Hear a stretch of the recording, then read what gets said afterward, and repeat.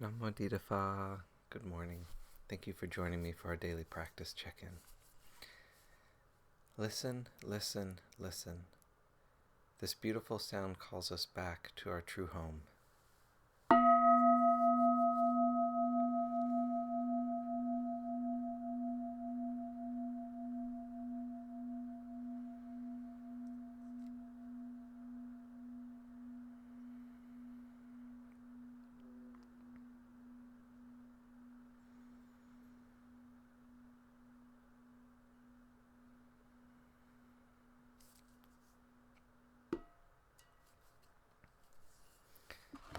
The second mindfulness training.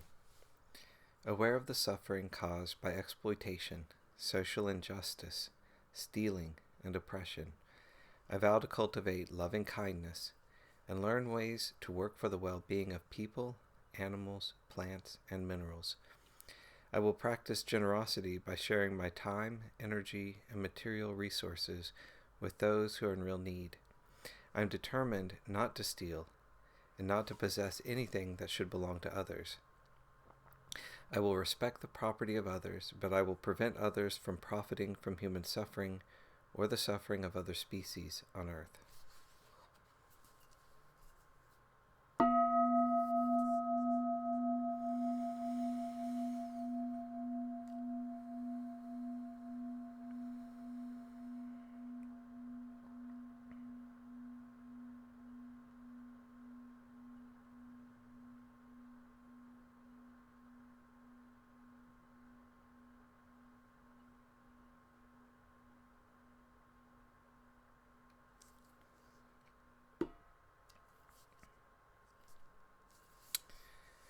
For our Dharma readings, we've been using a book by the nuns of Amaravati called The Body, Dhamma Reflections on Aging, Illness, and Death. And we're reading now a Dhamma talk by Ajahn Candasiri called Handful of Leaves. The third kind of desire that we can attach to and which causes us problems is vibhava tanha, the desire to not exist.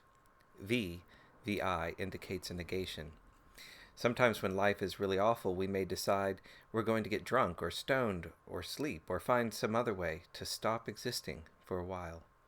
If we're experiencing unpleasant states of mind, or if a lot of confusing, difficult things are happening for us, we want to get rid of them, to get away from everything so as not to have to deal with the difficulties of our lives. This is the third kind of desire that we need to understand. So in summary, the origin of suffering is clinging, the attachment to these three kinds of wanting to get, wanting to become, and wanting not to exist or to get rid of.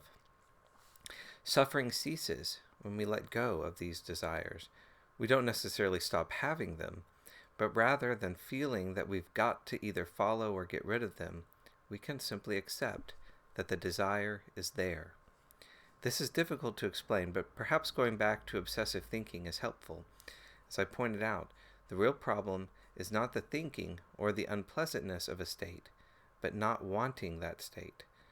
When we can relax with these desires as they are, establishing a sense of presence with them, we no longer suffer because we're no longer struggling with them.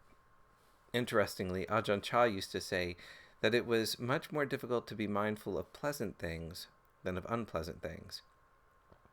When things are really unpleasant or difficult, we can attend quite closely to them. I've noticed that if I've even a little physical pain or discomfort, I can be very mindful, very present with it.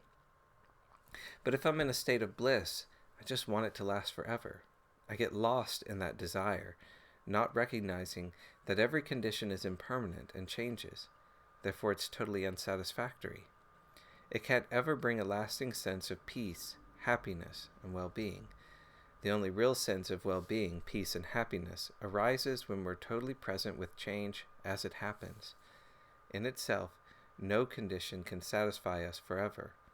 And of course, it's not who and what we are. The third noble truth is that suffering ceases when we relinquish the desire for things to be otherwise. When people hear this, they sometimes ask, does that mean that we just have to accept everything that happens to us? Never do anything about the terrible things that are happening in the world? never do anything about our illnesses or the fact that somebody's having a difficult time. But what the Buddha's teaching is actually pointing to is that we should avoid responses that are a reaction based on desire or aversion, but respond instead from a place of mindfulness, having totally accepted things as they are. Sometimes I can be very upset, even outraged, about things that happen in community, and there are times when I react and say something because I feel so upset.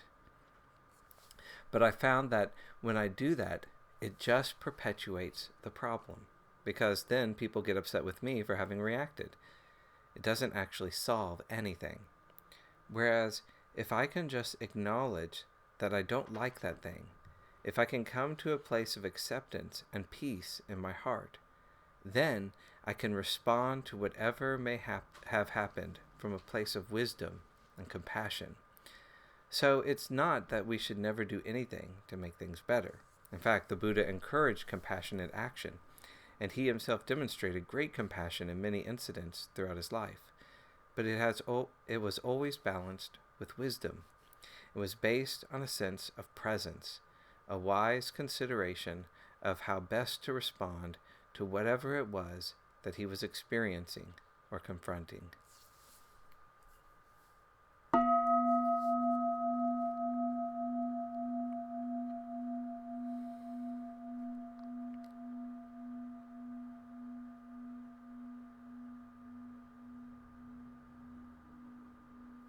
May all beings be well. May all beings be happy. May all beings be peaceful. Sadhu, sadhu, sadhu. Thank you for joining me this morning.